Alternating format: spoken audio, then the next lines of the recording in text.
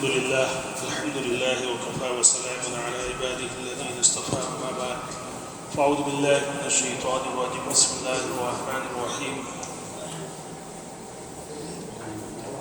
والجان خلقناه من قبل من نار السموم صدق الله العظيم۔ گزشتہ کل میں نے بتایا تھا کہ فرشتوں پر ایمان لانا یہ اسلام کے بنیادی عقائد میں سے ہے۔ فرشتوں کو اللہ نے نور سے پیدا کیا اور فرشتے ایک ایسی مخلوق ہے جو انسانوں کو دکھائی نہیں دیتی، بیائی ہی اسی سے ملتا جلتا ایک مسئلہ ہے جس کی وضاحت میں ضروری سمجھتا ہوں کہ جس طرح فرشتے ایک ایسی مخلوق ہے غیر مرئی جس کو انسان اپنی اس عالم میں اپنی آنکھوں سے دیکھ نہیں سکتا، اسی طرح کی ایک مخلوق ہے جس کو اللہ نے نار یعنی آگ کے شعلے سے پیدا کی ہے، اور وہ ہے جنات۔ جنات اس قدر ہیبتناک صورت اور شکل رکھتے ہیں کہ انسان اس کو اصلی شکل میں دیکھ ہی نہیں سکتا۔ انسان کی طاقت اور سکت سے باہر ہے کہ جنات کو اس کی اصل شکل میں دیکھ سکے۔ چنانچہ البتہ اللہ رب العزت نے ان کو کچھ تصرفات دیے ہیں، یہ انسانوں کی آزمائش کے لیے ان کو کچھ طاقت دی ہے، چنانچہ وہ تصرفات کے ذریعے مختلف تصرفات کے ذریعے انسانوں پر غالب آ سکتے ہیں اور انسانوں کو گویا کہ انسان میں سرایت بھی کر جاتے ہیں۔ یہ بھی ایک حقیقی چیز ہے، حقیقی بات ہے۔ اصل مجھے جو بتلانا مقصود ہے کہ بہت سے لوگ چونکہ آج کل مٹیریل کا زمانہ ہے، مادہ پرستی جسے کہتے ہیں، ہر چیز ایسی چیز جو دکھائی دیتی ہو، محسوس ہوتی ہو، انہی چیزوں کو بلیو کرنا، انہی چیزوں کو ماننا، یہ ایک فتنہ ہے۔ چنانچہ اسی لیے ملحدین اللہ رب العزت کا انکار کرتے ہیں، چونکہ اللہ کو کوئی دیکھ نہیں سکتا، نہ اللہ کو محسوس کر سکتے ہیں، وہ ان کی یہ دلیل ہے۔ تو اسی طرح کی ایک چیز ہے، بہرحال اسی لیے بہت سے لوگ فرشتوں کا انکار کرتے ہیں۔ تو جنات بھی ایسی چیز ہے، ایسی مخلوق ہے جو دکھائی نہیں دیتی۔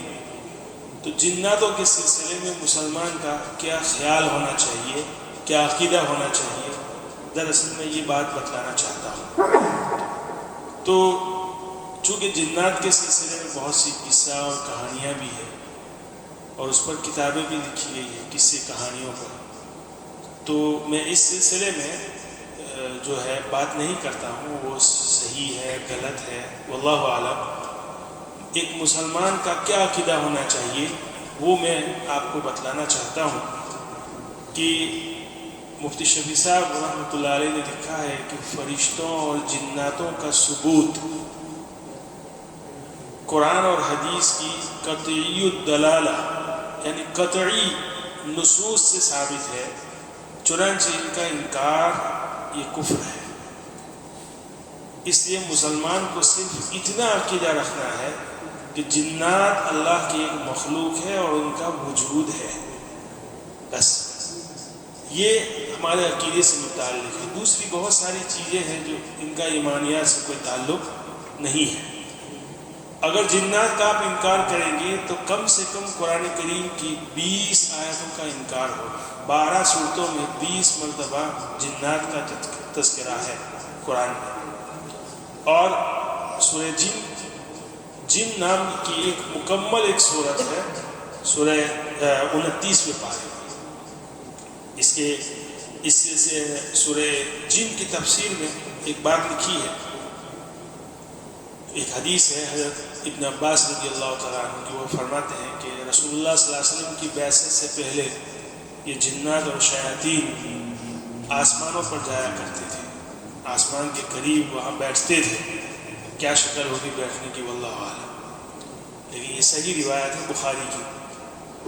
آپ صلی اللہ علیہ وسلم کی بعثت جب ہوئی آپ صلی اللہ علیہ وسلم کو جب نبی بنایا گیا اور وحی کا سلسلہ شروع ہوا تو فرشتے ان کو شہاب ثاقب کے ذریعے ان کو کوڑے لگاتے تھے، اور بہرحال ان کا وہاں جو ہے بیٹھنا یہ سب ممنوع ہو گیا۔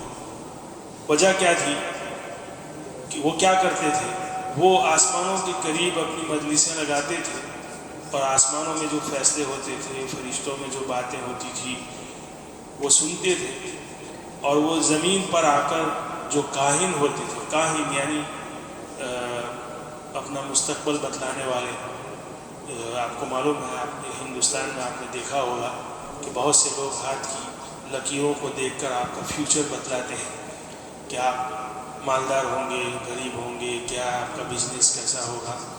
یہ کاہن ہے، کاہنوں کے پاس جا کر اپنا فیوچر اور اپنا نصیب جاننا یہ کفر ہے، گویا کہ شرک ہے، شرک۔ آپ صلی اللہ علیہ وسلم نے جو 7 ہلاک کر دینے والے کام بتلائے ہیں ان میں سے ایک یہ ہے۔ تو بہرحال وہ شیاطین اور جنات زمین پر آ کر کاہنوں کو جو باتیں انہوں نے سنی ہیں ان میں سے طرح طرح کی باتیں، جھوٹی باتیں ملا کر بتلاتے تھے۔ یہ سلسلہ ان کا جاری تھا رسول اللہ صلی اللہ علیہ وسلم کی بعثت سے پہلے، لیکن اللہ رب العزت کو وحی محفوظ کرنا تھا اور وحی کو ہر قسم کے شکوک و شبہات سے پاک کرنا تھا، تو اللہ رب العزت نے یہ سلسلہ جو ہے بہرحال بند کر دیا شیاطین کا۔ تو شیاطین کے لیے جب وہاں بیٹھنا مشکل ہو گیا تو انہوں نے ابلیس سے اس کا تذکرہ کیا، تو ابلیس نے ان کو کہا کہ یقیناً روئے زمین پر کوئی بہت بڑا واقعہ پیش آیا ہے جس کی وجہ سے آپ کا یہاں بیٹھنا مشکل ہو گیا ہے، اللہ رب العزت نے اس کو ختم کر دیا۔ چنانچہ ابلیس نے جناتوں کی مختلف گروہ بنا کر روئے زمین پر پھیلا دیے، کہا کہ اس تحقیق کرو کہ ہوا کیا ہے۔ چنانچہ جنات کا ایک گروہ حجاز تہامہ میں وادی نخلا، آپ جائیں گے حرمین مکہ اور مدینہ تو وہاں زیارت ہوگی آپ کی، وادی نخلا کی۔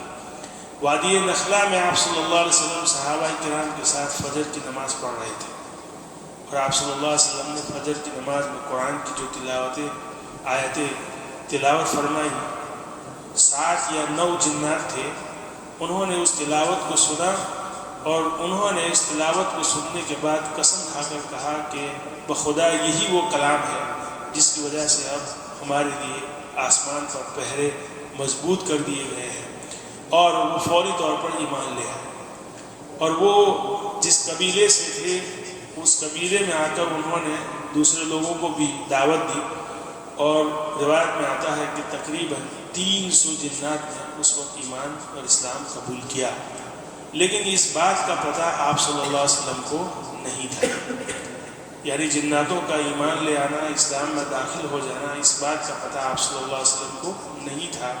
سورہ جن میں اس کی اطلاع دی گئی ہے آپ صلی اللہ علیہ وسلم۔ تو یہ جو ہے میں آپ کو بتلانے کا مقصد یہ ہے کہ جنات کا انکار بہت سے لوگ دیش میں آ کر کہہ دیتے ہیں جن نام کی کوئی چیز نہیں ہوتی، یہ بات صحیح نہیں ہے۔ اس کا حقیقی معنی جن کے آپ کوئی واقعہ کوئی سنائے جنات کا اور آپ کو تعجب لگے، آپ واقعے کا انکار کریں، اس میں کوئی حرج نہیں، یا قبول کریں، یہ آپ کا مسئلہ ہے، لیکن نفس وجود کا انکار یہ موجب کفر ہے۔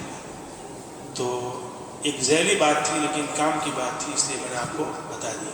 سوال یہاں یہ ہوتا ہے کہ ہم سنتے ہیں ابلیس، ایک لفظ سنتے ہیں، ایک نام سنتے ہیں شیطان، اور ایک نام سنتے ہیں جن، کیا یہ تینوں الگ الگ ہیں؟ تو یاد رکھیے اس بات کو کہ جن تو یہ اللہ کی ایک مخلوق ہے، اللہ نے ان کو آگ سے پیدا کیا ہے۔ جناتوں میں کچھ شریر ہے، سرکش قسم کے لوگ، ان کو شیطان کہہ دیا جاتا ہے۔ یاد رکھیے مجموع الزوائد کی روایت غالباً میں بھول رہا ہوں، بہرحال اس آیت کریمہ جو میں نے تفسیر جو بتائی سورہ جن کی، اس آیت کے ماتحت لکھا ہے کہ جناتوں میں بھی مسلمانوں کی طرح موجودہ دور کے انسانوں کی طرح مختلف گروپ ہیں، جناتوں میں بھی کچھ لوگ ہیں جو یہودیت سے ان کا تعلق ہے، کسی کا نصرانیت سے ہے، کچھ لوگ ہندو ہیں، اور جس طریقے سے انہوں نے حضرت محمد صلی اللہ علیہ وسلم پر ایمان قبول کیا گویا کہ مومنین بھی ہے چنانچہ، اور ان کو حضرت آدم علیہ السلام کی پیدائش سے 2000 سال پہلے ان کو پیدا کیا تھا اللہ رب العزت۔ گویا کہ جناتوں کی پیدائش انسانوں کی پیدائش سے بہت پہلے کی ہے، اور انسان اس دنیا میں آئے اس سے پہلے جنات ہی یہاں رہا کرتے تھے، لیکن یہ سرکش قوم تھی، ان کے مقابلے کے لیے اللہ فرشتوں کو بھیجتے تھے۔ جب اللہ رب العزت نے انسان کو پیدا کیا یا پیدا کرنے کا ارادہ کیا تو ان جناتوں کو روئے زمین سے ہٹا دیا، کہا کہ تم زمین کو خالی کر دو۔ چنانچہ وہ لوگ کہاں گئے؟ درختوں پر چلے گئے اور آئلینڈ جزیروں میں چلے گئے۔ چنانچہ جزیرے جو ہے بہرحال یہ جناتوں کا مسکن ہوتا ہے، یہ یاد رکھیے۔ تو اصل جو میں بات بتانا چاہتا ہوں کہ جناتوں میں بھی مسلمان بھی ہے، یہودی بھی ہے، نصرانی بھی ہے، ہندو بھی ہے، اور انہی میں جن جناتوں نے رسول اللہ صلی اللہ علیہ وسلم پر ایمان قبول کیا، رسول اللہ صلی اللہ علیہ وسلم کی رسالت، وہ مسلمان ہیں۔ حضرت معاذ بن جبل رضی اللہ تعالیٰ عنہ کی روایت ہے، وہ فرماتے ہیں کہ آپ صلی اللہ علیہ وسلم نے ایک مرتبہ صحابہ کرام کو یہ بات بیان فرمائی کہ تم میں سے جو لوگ قیام اللیل کرتے ہیں، تہجد کے لیے اٹھتے ہیں، ان کو چاہیے کہ قرآن کی تلاوت زور سے کریں، کیونکہ تم نماز پڑھتے ہو تو تمہارے ساتھ نیک فرشتے بھی شامل ہوتے ہیں، اور وہ جن جو مسلمان ہے اور جن کو قرآن کی تلاوت سننا پسند ہے وہ بھی آپ کے ساتھ شریک ہوتے ہیں۔ تو اس لیے، اور دوسرا یہ کہ آپ کے گھر کے ارد گرد جو شریر قسم کے جنات اور شیاطین ہیں، ان کے اثرات ہیں، اس سے بھی اس سے دور ہوتے ہیں۔ معلوم ہوا کہ جناتوں میں بھی مومنین بھی ہے، اور مومنین میں بھی بہرحال کچھ سرکش قسم کے لوگ ہیں۔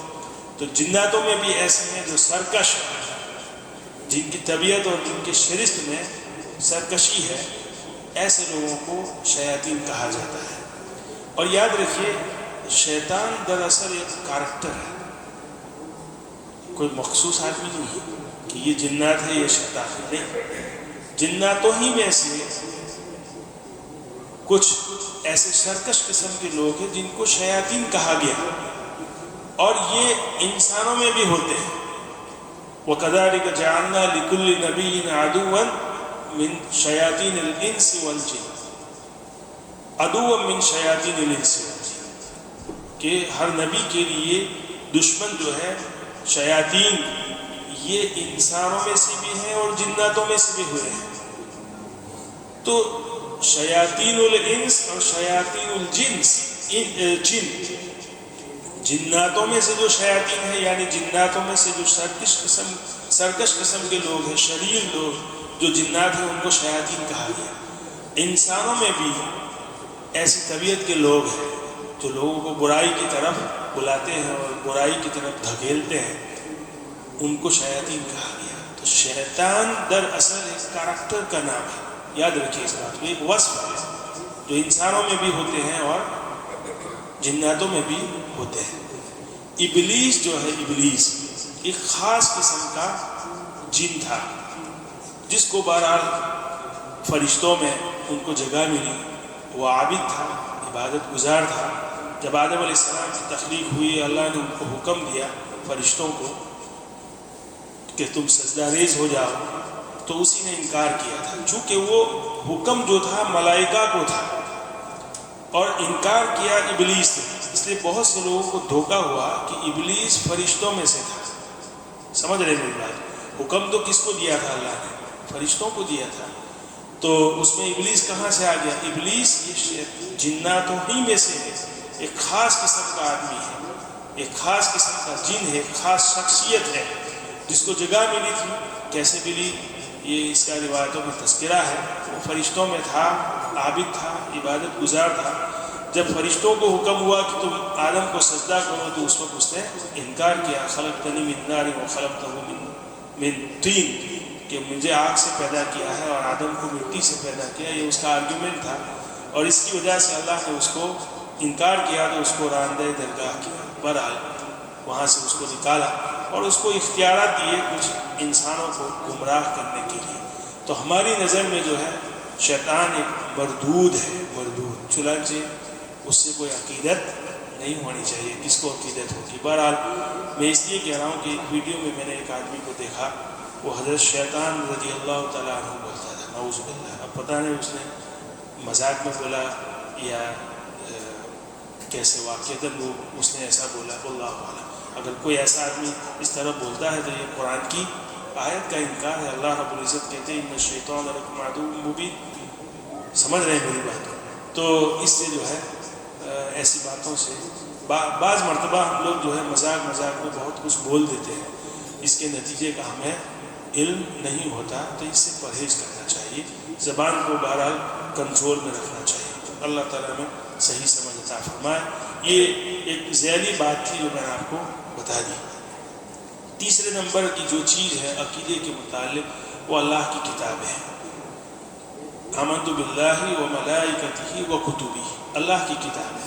یاد رکھیں اس بات کو، رسول اور کتاب کے سلسلے میں بہت سے لوگوں کا یہ خیال ہے کہ ہم تمام انبیاء کو کیوں مانیں، ہم تمام کتابوں کو کیوں مانیں، ہم اپنی کتاب اور اپنے رسول کو مانیں. صرف اعتراض سمجھ رہے ہیں کہ کتابیں جتنی بھی ہو اجمالی طور پر سب پر ایمان لانا ضروری ہے. اب ہم کو نہیں معلوم کہ کتنی کتابیں اللہ نے نازل فرمائی، تو یہ کیوں ضروری ہے کہ ہم سب کتابوں کو مانیں جبکہ ہمیں معلوم ہی نہیں. رسول کے متعلق 1,24,000 قریب انبیاء آئے ہیں اس دنیا میں، ہمیں نہیں معلوم پختہ اس کا صحیح عدد کتنا ہے. تو پھر تمام انبیاء، تمام رسول، تمام کتابوں پر ایمان لانا کیوں ضروری ہے؟ ہم اپنے نبی اور اپنی کتاب پر ایمان رکھیں. حالانکہ یہ صحیح نہیں ہے، اس لیے کہ تمام انبیاء کا جو سورس ہے، تمام کتابوں کا جو سورس ہے وہ کیا ہے؟ اللہ کی ذات. اللہ نے سب کو بھیجا ہے، اللہ نے سب کتابیں نازل کی ہیں. تو اس لیے کسی ایک کتاب کا انکار دراصل اللہ کا انکار ہے. سمجھ رہے ہیں میری بات؟ رسول کا انکار، کسی رسول کا انکار دراصل اس کا اثر کہاں پڑتا ہے؟ اصل جو سورس ہے وہاں پر. اس لیے تمام کتابوں پر اور تمام رسولوں پر ایمان لانا ضروری ہے. اللہ کی کتابوں پر ایمان کیا ہوگا؟ ایک تو اجمالی طور پر کہ اللہ رب العزت نے اس دنیا میں انبیاء بھیجے لوگوں کی ہدایت کے لیے، انبیاء کو کتابیں بھی دی. اب جتنی بھی ہے کتابیں اللہ نے جو بھیجی ہے وہی کی شکل میں، ان سب پر ہمارا ایمان ہے اجمالی طور پر. اور 4 جو کتابیں ہیں ان میں سے پہلی جو 3 کتابیں تورات، زبور اور انجیل، اس کے متعلق ایمان یہ ہونا چاہیے کہ یہ کتابیں اللہ رب العزت نے موسیٰ علیہ السلام، عیسیٰ علیہ السلام اور حضرت داؤد علیہ السلام کو دی تھی. لیکن جیسے جیسے وقت گزرتا گیا اس میں تحریف ہوئی، تبدیلی ہوئی. چنانچہ اس میں جو ہدایات کی جو اللہ رب العزت کی طرف سے ہیں ان پر ہمارا ایمان ہے کہ یہ اللہ کی طرف سے وحی تھی اور یہ سچی تھی. موجودہ جو کتابیں ہیں اس میں بہرحال تحریف ہوئی ہے، ایسا ہمارا ایمان ہونا چاہیے. کتاب اللہ کے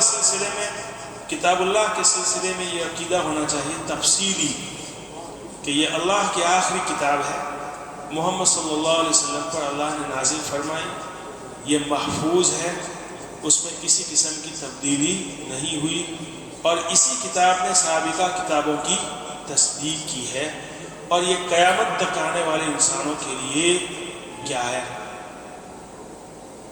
بولیے، رہبری اور ہدایت نامہ ہے. چنانچہ اگر کوئی مسلمان اس طرح سوچے قرآن کے متعلق کہ اب یہ 1400 سال مکمل ہو چکے ہیں، اس میں وہ پوٹینشل نہیں کہ یہ موجودہ دور اور یہ سائنسی اور یہ جو دور ہے اس میں انسانوں کی رہنمائی کر سکے، تو اس کو اپنے ایمان کی تجدید کرنی چاہیے. اس کے متعلق جو ہے ہم تفصیل جو ہے انشاءاللہ بیان کریں گے کل. لیکن اس کتابوں کے متعلق، آسمانی جو کتابیں ہیں اس کے متعلق کچھ سوال میں نے دیکھے تو اس کو آپ کے سامنے پڑھتا ہوں اور اس کا جواب بھی میں آپ کو دیتا ہوں. سب سے پہلی بات کہ آسمانی جو کتابیں ہیں اس کی تعداد کتنی ہے؟ تو یاد رکھیے تعداد قرآن میں جو ہے محکم طریقے سے جو بات بیان فرمائی قرآن نے وہ تو 4 کتابیں ہیں، تورات، زبور، انجیل اور قرآن خود۔ البتہ صحائف کا تذکرہ ہے، ابراہیم علیہ السلام کے صحیفوں کا، حضرت موسیٰ علیہ السلام کے موسیٰ علیہ السلام کو بھی جو صحیفے دیے گئے اس کا بھی تذکرہ ہے، لیکن اس کی تعداد روایتوں میں ہے۔ چنانچہ ایک روایت کے مطابق 100 ہے، ایک روایت کے مطابق 104 ہے۔ چنانچہ حضرت آدم علیہ السلام کو 10 صحیفے دیے گئے، حضرت شیس علیہ السلام کو 50 صحیفے دیے گئے، حضرت ادریس علیہ السلام کو 30 دیے گئے، اور حضرت موسیٰ علیہ السلام، ادریس، شیس اور میں آخری نبی کا نام میں بھول رہا ہوں، میں بتا دوں گا انشاءاللہ، ان کو 10 صحیفے دیے گئے۔ تو اجمالی طور پر اتنا ایمان رکھنا ضروری ہے کہ جتنی بھی کتابیں اللہ رب العزت نے بھیجی وہ سب کے ساتھ برحق ہے۔ سوال ایک یہ ہے کہ آسمانی کتابوں میں تحریف ہوئی ہے، چنانچہ اب یعنی ملحدین یہ اعتراض کرتے ہیں، ملحد قسم کے لوگ جو ہے کہ آسمانی کتابیں یہ قابل یقین نہیں ہیں، تو چنانچہ اب آسمانی مذاہب پر اعتماد نہیں رہا۔ تو اس کا جواب یہی ہے کہ ہم مانتے ہیں کہ جو 3 کتابیں ہیں اس میں تبدیلی ہوئی، لیکن قرآن کریم میں تبدیلی نہیں ہوئی ہے، خود اس لیے کہ اللہ رب العزت نے خود ان کی حفاظت کا ذمہ لیا ہے۔ اور یہ بات طے ہے کہ پچھلی کتابوں میں اس بات کا کوئی چیلنج نہیں ہے اس طرح کا۔ قرآن کریم میں اللہ رب العزت نے چیلنج دیا ہے، جب یہ آخری آیت حجۃ الوداع کے وقت نازل ہوئی، الیوم اکملت لکم دینکم واتممت علیکم نعمتی ورضیت لکم الاسلام دینا، کہ میری رضامندی اب صرف دین اسلام کے ساتھ ہوگی اور میرا دین جو ہے مکمل ہو چکا ہے۔ اس لیے اور یہ کہا انا نحن نزلنا الذکر وانا لہ لحافظون، ہم ہی نے اس کتاب کو نازل کیا ہے اور ہم ہی اس کی حفاظت کریں گے۔ یہ جو ہے یہ بات پچھلی کتابوں میں اللہ نے نہیں بیان فرمائی تھی، اس لیے کہ وہ ایک خاص قسم کے لوگوں کے لیے تھی یا وقتی تھی، اس لیے چونکہ قرآن کریم قیامت تک آنے والے لوگوں کے لیے ہے، اس لیے اللہ رب العزت نے اس کو محفوظ فرمایا ہے۔ تو عام جملہ جو ہے تمام کتابوں کے سلسلے میں یہ عقیدہ اور یہ سوال صحیح نہیں ہے۔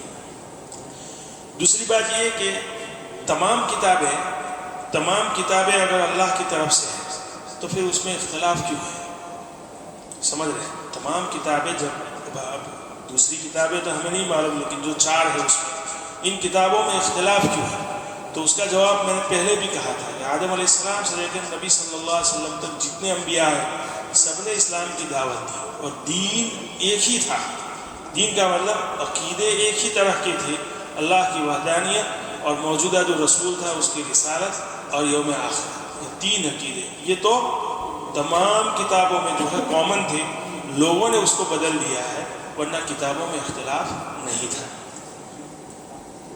اسی طرح قرآن کے سلسلے، خاص طور پر قرآن کے سلسلے کہ جدید دور میں قرآن کی تعلیمات پر عمل کرنا کیسے ممکن ہے، یعنی